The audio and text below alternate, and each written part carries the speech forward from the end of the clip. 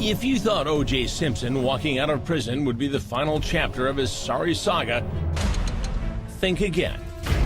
The sensational sequel is about to begin. With an O.J. Simpson comes the circus, and the circus certainly came to town. Crime Watch Daily breaking bizarre new details of the armed robbery investigation you've never heard before. He throws himself back on the bed. He puts his arms and legs up in the air. You'll hear from the detectives, the prosecutor, and O.J. Simpson himself. Don't let nobody out here. And we reveal new information about what O.J. did just hours after the robbery. He was sitting there, yapping it up and drinking like nothing ever happened. Exclusive, never-before-seen pictures only on Crime Watch Daily. It was a late summer evening in Las Vegas, and the juice is about to put the squeeze on sports memorabilia dealer Bruce Fromont and two associates. Simpson decided he wanted to bring along armed gunmen. That's lead detective Andy Caldwell in an exclusive interview with our Kim Goldman. Simpson, the man a civil jury found responsible for killing Kim's brother Ron, is about to steal memorabilia. Items he claims belong to him. It wasn't his stuff. The property belonged to Bruce Fromont. I actually had that perception too. I thought that he was just going there to get his stuff back to keep it from our family. On hotel surveillance video, Simpson and his crew stroll into the Palace Station Hotel like a bunch of middle-aged guys looking for action. They take the elevator to room 1203. Inside, the dealers think a potential buyer is coming to purchase Simpson memorabilia. But when the door opens, it's O.J. and his henchmen. Think you can steal my sell it? This is the actual audio of the robbery recorded by one of the victims. Simpson's accomplice, Mike McClinton, was packing heat and barked out chilling orders. Stand the up before I get ugly in here. Look in there like you laying on the floor. 6 minutes of sheer terror for the men staring down the business end of a gun. Hey man, shut your mouth. We'll get your After Simpson and his accomplices leave, you can hear the victims talking about what went down. We were just robbed at gunpoint by O.J. Simpson. So he goes into the room, tells them don't anybody leave, and then he takes everything, stuffs them in some pillowcases. Pillowcases and boxes, and everybody just starts carting things out. The violence just escalated to the point where screaming and yelling happens, and people are being pushed around. Cops knew it was Simpson, and he knew he was a wanted man. The next day, Simpson calls Detective Caldwell and leaves a strange message. Hey, Officer Caldwell, this is O.J. calling. Look, my lawyer is taking your numbers. I've never heard this before. Kim is hearing this weird voicemail for the first time. Hope all is well. And sorry about all of this crap, but I don't know. Fine. You take care. You take care.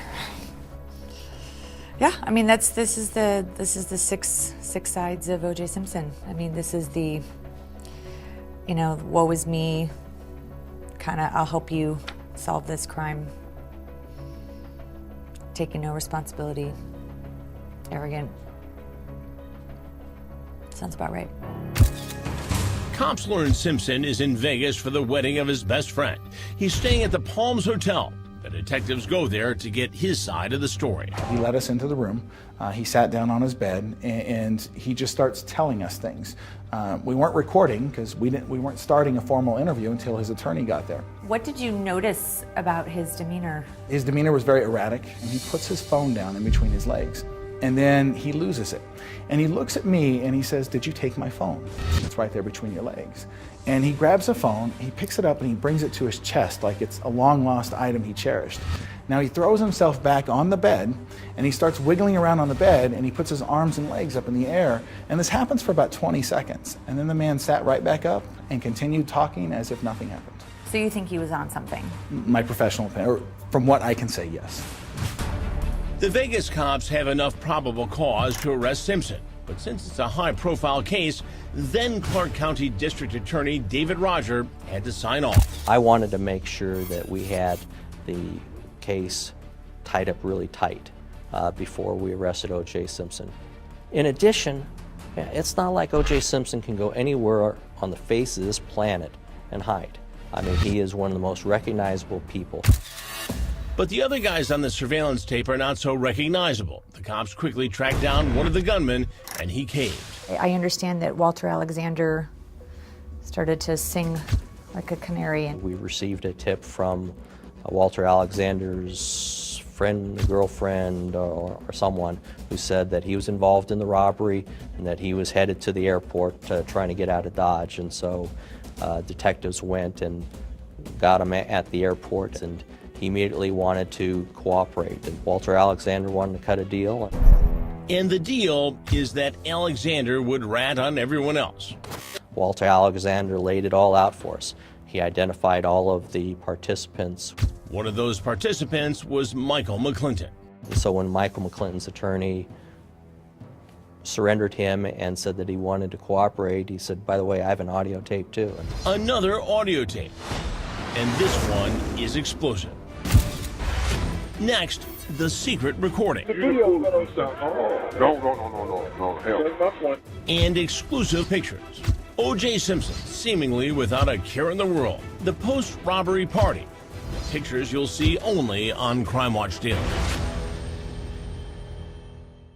And just around the corner, secretly watching Simpson, Las Vegas Police Sergeant Rod Hunt. He was sitting there yapping it up and drinking like nothing ever happened. So then why didn't you pick him up that night?